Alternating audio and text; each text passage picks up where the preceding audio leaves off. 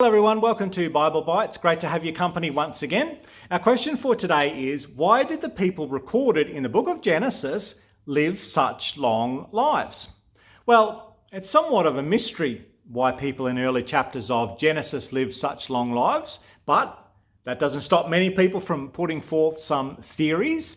The genealogy, if you read it in Genesis 5, records the line of the godly descendants of Seth. And if you remember your genealogies, you'll remember that the line of Seth would eventually produce the Messiah, the Lord Jesus Christ. And God possibly blessed this line with a especially long life as a result of their godliness and obedience. While this is a possible explanation, the Bible nowhere specifically limits the long lifespans to the individuals mentioned in Genesis chapter 5. Further, other than Enoch, Genesis 5 does not identify any of the individuals as being especially godly. It is likely that everyone during that time lived several hundred years, and there are several factors, of course, that may have contributed to this. Something happened, though, at the global flood to shorten men's lifespans. You see, you compare the lifespans before the flood, and you can read that in Genesis 5, 1 through 32, with those after the flood. When you get to Genesis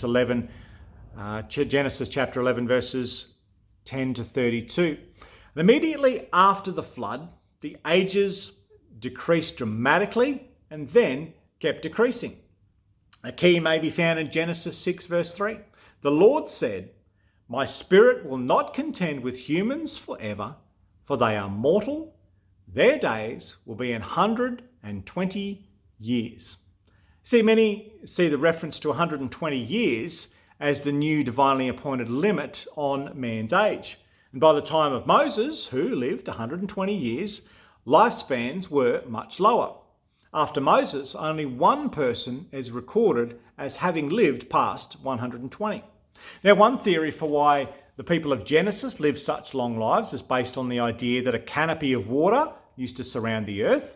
And according to this canopy theory, the water above the firmament, as mentioned in Genesis 1:7, created a greenhouse effect and blocked out much of the radiation that now hits the earth, therefore resulting in ideal living conditions. At the time of the flood, as we know, the water canopy was poured out on the earth. You read that in Genesis 7:11, ending the ideal environment. But in saying that, that's just a theory, and the canopy theory has now since been abandoned by a lot of creationists today. Another consideration is that in the first few generations after creation, the human genetic code had developed few defects. Adam and Eve, we know, were created perfect. They were surely highly resistant to disease and illness even after the fall. And their descendants would have inherited these advantages, albeit to lesser degrees as time went on.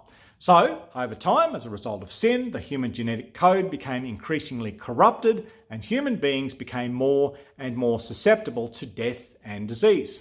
And this surely would have resulted in drastically reduced lifespans. But above all, these are speculations and something that we can inquire of the Lord about when we get to that blessed day when we can all sit at his feet and we can learn all of these things directly from him.